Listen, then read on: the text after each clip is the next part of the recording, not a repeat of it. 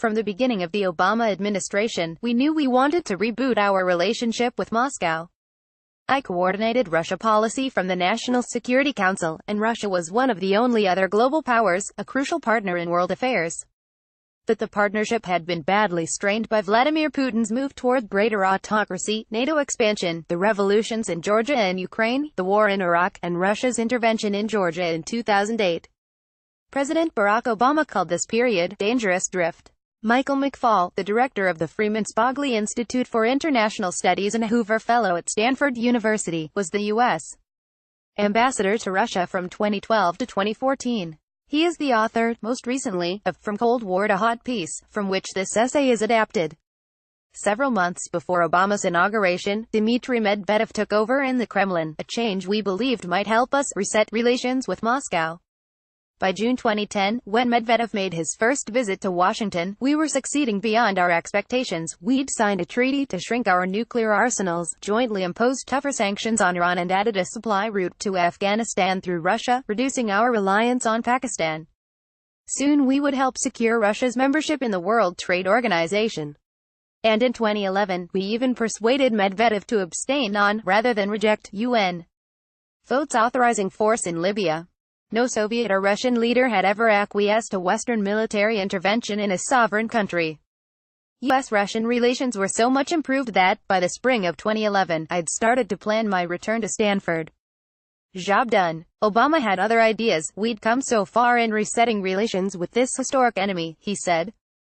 Didn't I want to finish the project? He asked me to become ambassador to Russia to help see the job through. I couldn't say no, but during my confirmation process that year, momentum slowed. In September 2011, Putin announced that he was going to run for president the following spring, an election that, of course, he would win. Putin had little enthusiasm for the reset. He didn't believe in the win-win approach we'd developed with Medvedev. Massive demonstrations a few months later over a falsified parliamentary election intensified Putin's sentiment, since he blamed us for sparking those protests. To rally his supporters and undermine the protesters, Putin would need an enemy, and he turned to the most reliable one in Russia's recent history, the United States, and then, by extension, me. As soon as I became the new proxy for Washington, Moscow launched a full-scale disinformation campaign alleging that, under my direction, the United States was funding the opposition and attempting to overthrow Putin. State propagandists and their surrogates crudely photoshopped me into pictures, spliced my speeches to make me say things I never uttered, and even accused me of pedophilia. Long before most Americans learned of Russia's campaign to influence our 2016 presidential election, I personally experienced the power of the Kremlin's techniques. The hallmarks of its new style were already evident. There could be no such thing as win-win outcomes with the United States. Russia's domestic agenda, not NATO expansion, missile defense disputes or Syria, would drive its policy. Putin reversed the progress we'd made over 3 years, almost overnight, because it was convenient for him to do so. I had become ambassador to advance the reset, and instead I presided over its demise. But it was not because we changed our policy. It was because Putin changed Russia's. Michael McFaul is sworn in by then-Secretary of State Hillary Clinton as ambassador-designate to Russia in January 2011. His wife, Donna Norton, looks on. McFaul had helped develop the Obama administration's reset policy toward Russia. Astrid Reichen, Getty Images. The December 2011 parliamentary elections were the beginning of the end of the reset. Putin's party, United Russia, performed much more poorly than expected, despite enjoying unlimited national television coverage, abundant financial resources, the backing of regional governments, and a bump from ballot falsification. It won only 49.3% of the vote, a significant drop from the 64.3% it had garnered 4 years earlier. And in 2011, smartphones, better organized election monitoring organizations, and social media platforms such as VKontakte, Twitter and Facebook combined to expose electoral irregularities that had previously been invisible. Popular demonstrations began that month, first thousands, and then tens of thousands and occasionally hundreds of thousands. The last time so many Russians had taken to the streets for political reasons was 1991, the year the Soviet Union collapsed. Putin's first reaction to these demonstrators was anger. In his mind, he had made these young professionals rich. Gross domestic product had risen more than eightfold since he took power, and the people in the streets were middle class, and now they had turned against him. His second reaction was fear. Never before had so many Russians protested his rule. According to intelligence sources, Putin had been shocked by the speed at which Egypt's Hosni Mubarak, Libya's Muammar Gaddafi and other leaders targeted by the Arab Spring lost their grip on power just months earlier. Putin needed to defuse these popular protests and restore his standing in time for the March 2012 presidential election.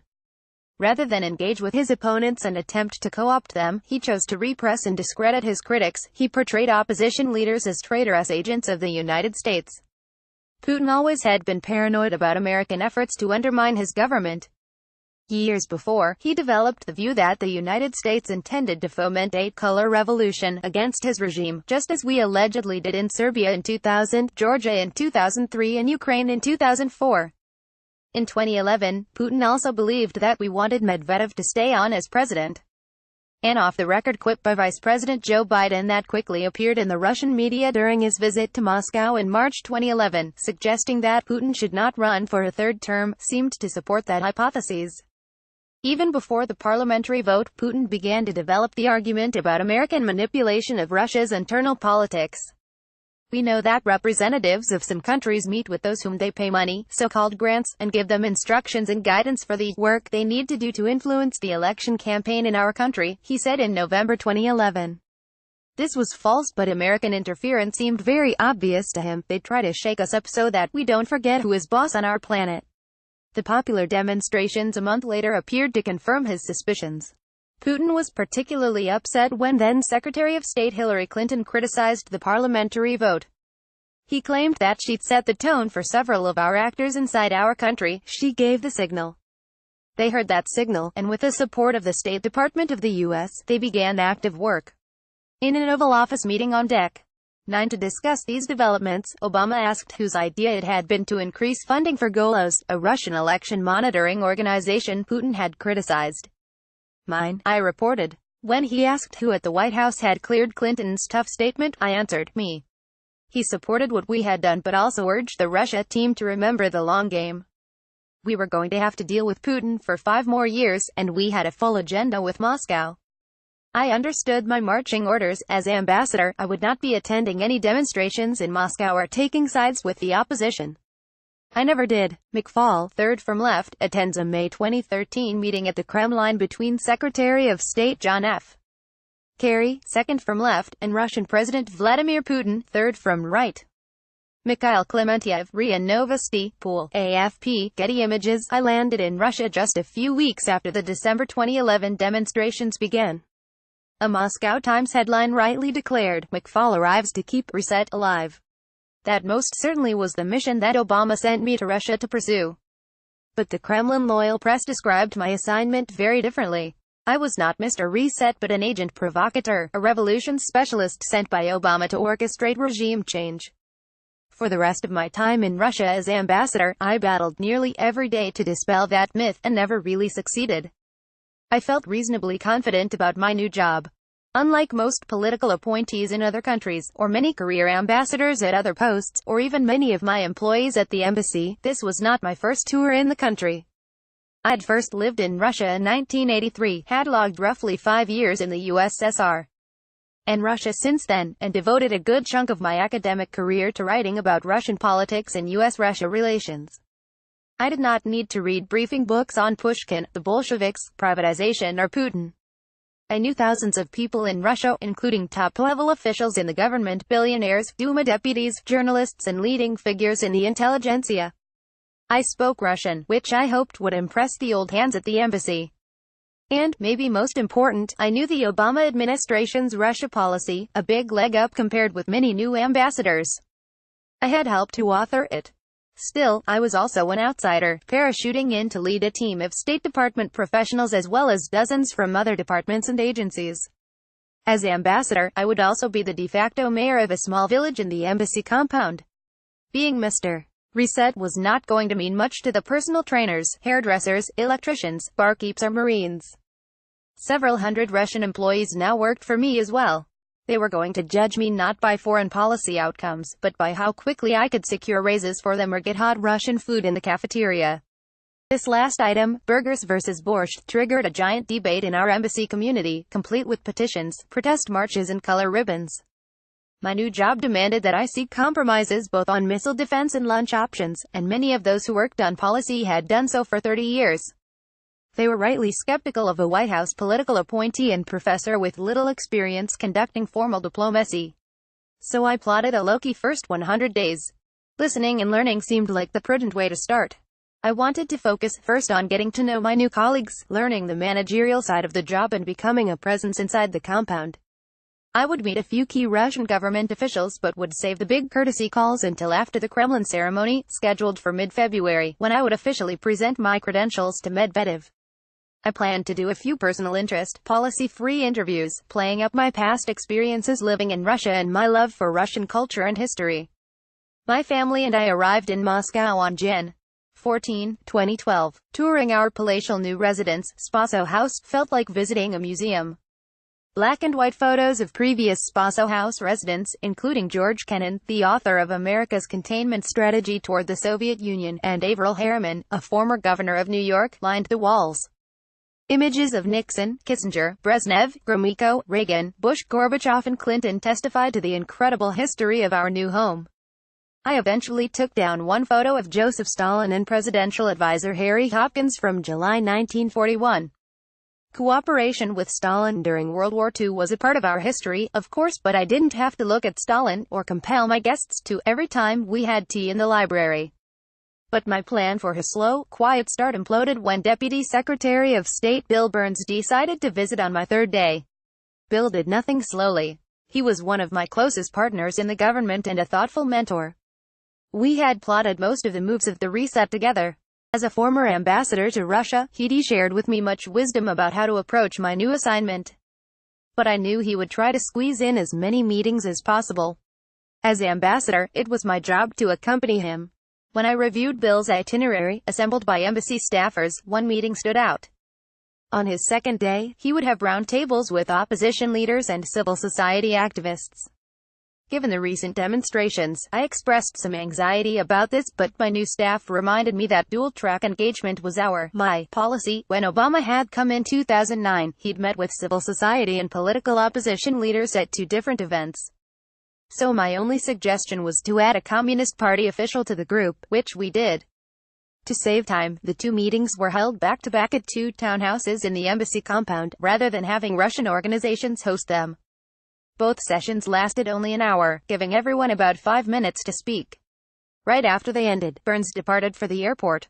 I don't recall anything special about these events, except that the tone of the activists was surprisingly optimistic. After years of work with few results, it must have given them a real rush to stand on the podium before tens of thousands of demonstrators. They had a certain swagger. Even Boris Nemtsov, who was always upbeat, seemed more sanguine than ever. As I listened to one young environmental activist, Yevgenia Chirikova, tell Burns why they were going to win, whatever that meant, I thought to myself that something new might be happening here in Moscow. We mostly just listened. I don't remember Bill saying anything of great importance. These two uneventful 60-minute sessions, however, would have profound consequences for U.S.-Russian relations, and for me personally. As our guests entered and exited the embassy, television camera crews swarmed them. These weren't normal reporters, they were from a state-controlled network called NTV, and they had a special assignment: collect evidence that the United States was seeking to overthrow the Russian government. Several other journalists there worked for a neo-nationalist, pro-Kremlin youth group called Nashi. The Russian government paid them all. For the rest of my time as ambassador, news coverage from these meetings would be used to portray me as an enemy of the Russian state. McFall, Wright, and Kerry visit Moscow's Red Square in May 2013. A few years earlier, the administration's reset policy seemed to be working, but by this time it had faltered. Mladen Antonov, AFP, Getty Images, Kremlin propaganda outlets soon reported that these Russian civil society and political opposition leaders had come to the U.S. Embassy to receive money and instructions from me, the newly arrived usurper. False, obviously, because I was a specialist in color revolutions. False, Obama had sent me to Moscow to orchestrate a revolution against the Russian regime. False, they alleged. NTV's Special Assignment Group produced numerous television clips and documentaries showing footage of Russian opposition leaders leaving the U.S. Embassy to promote that message. A documentary, Help from Abroad, and a series, The Anatomy of Protests, supposedly traced how the United States, including me personally, funded the opposition and the protests. The videos prominently feature the American seal outside the embassy. In another one, a deep, menacing voice narrated a story about the visitors' mission inside, to sell out their country. In just a few days, more than 700,000 people had watched a clip of Russian opposition leaders coming to the embassy.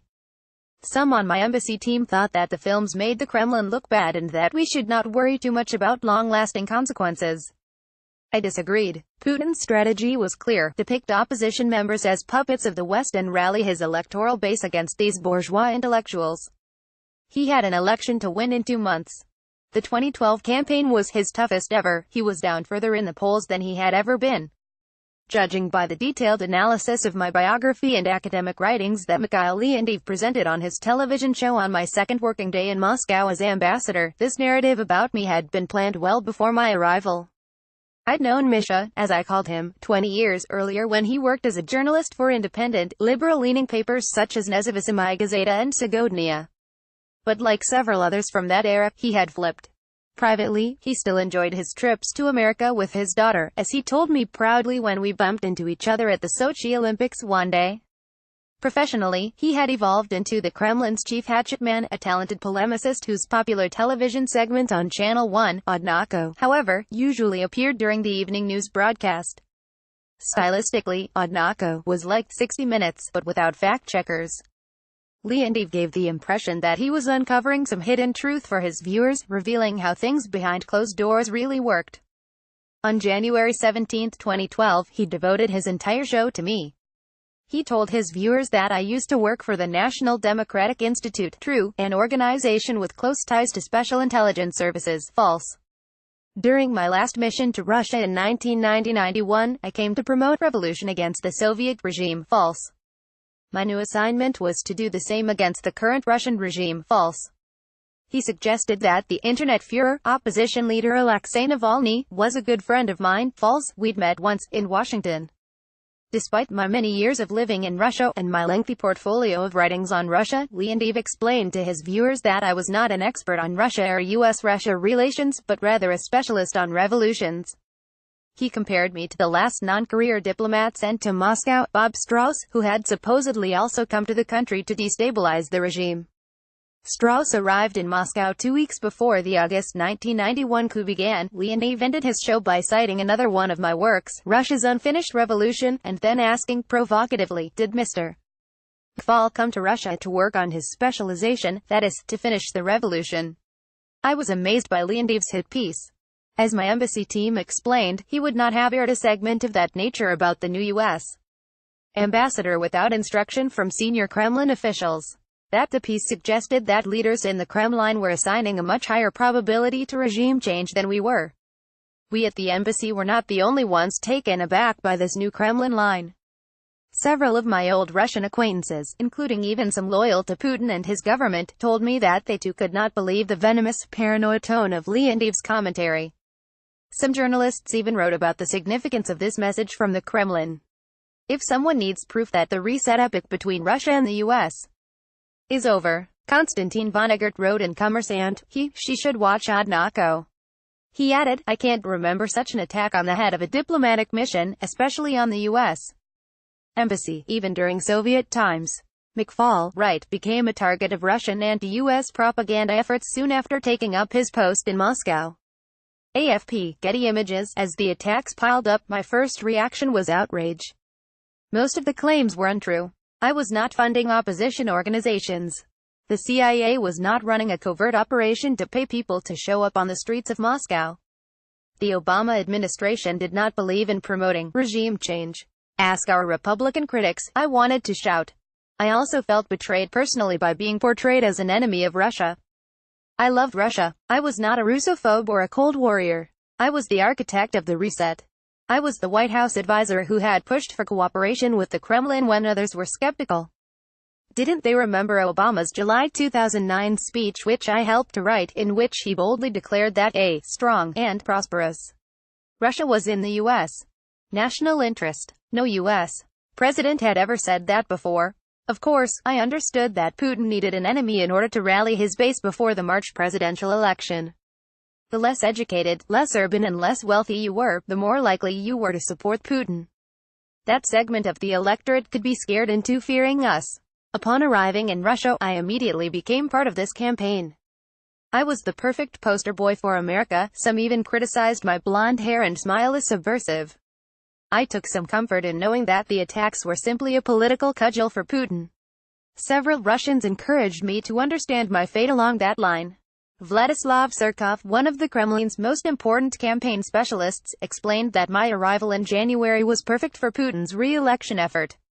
He estimated that the campaign's use of anti-American propaganda helped it pick up several percentage points. Medvedev delivered a similar message to me on the day I formally presented my credentials to him in the Kremlin. As we mingled, drinking champagne at the end of the ceremony in the ornate street George Hall with a dozen other ambassadors, the Russian president pulled me aside and told me not to take the attacks too personally. After the election, everything would calm down. But some salvos were impossible to shrug off. On Feb. 11, a video began circulating on YouTube suggesting that I sexually assaulted children. A person walked the streets of Moscow showing allegedly random people photos of an actual, convicted pedophile and me, who looked like the pedophile. Everyone chose me. The clip ended with the stark statement, "McFaul is a pedophile." We contacted Google, and the company took the clip down, but it later reappeared. My wife joked to a Spaso House staffer that at least they hadn't accused me of cannibalism. He responded earnestly that pedophilia was much worse, because cannibalism occurred, and was considered justified, during the siege of Leningrad. A Yandex web search for "McFaul is a pedophile" still produces 3 million hits. That same week, remarks I'd made to a small group of board members from the U.S.-Russia Business Council at a Marriott hotel in Moscow were secretly taped and then edited to make it sound like the U.S. government had a plan to discredit Putin's election victory the following month. I was shocked by the audacity of this act when the clip aired, as was the USRBC president, Ed Verona, who would later be subject to similar tactics. On the night of the presidential election on March 4, 2012, a fake Twitter account that looked identical to mine tweeted out criticisms of the electoral procedures even before voting had ended. The Russian media went crazy, as did some Russian government officials, accusing me of blatantly interfering in the electoral process. This stunt was so well executed that it took us a while at the embassy to realize what was happening. Even I initially thought that one of my staff members had gone rogue, sending out tweets on my behalf. We eventually figured it out. The fake account was using a capital letter I in place of a lowercase l in the name associated with my Twitter handle, @McFaul. @McFaul looked so similar. We eventually explained the origin of the spurious tweets, but only after a few hours of hysterical news coverage. After this, Obama himself jumped to my defense. During a one-on-one chat on the sidelines of a nuclear summit in South Korea later that month, he told Medvedev, "Stop fucking around with McFaul." He relayed the anecdote in the car afterward, denying that you are a pedophile, refuting accusations that you are plotting regime change, explaining to the world that you are not criticizing Putin on his election night. It all became so tedious, defensive and exhausting as I repeated those steps over and over for the rest of my time in Moscow. But Putin had decided that he needed America as an enemy again, and he wasn't worried about the larger bilateral ramifications, let alone my personal frustrations. We all hoped that things would die down again after Putin's re-election, as Medvedev promised, and that we could get the reset back on track. It was a false hope.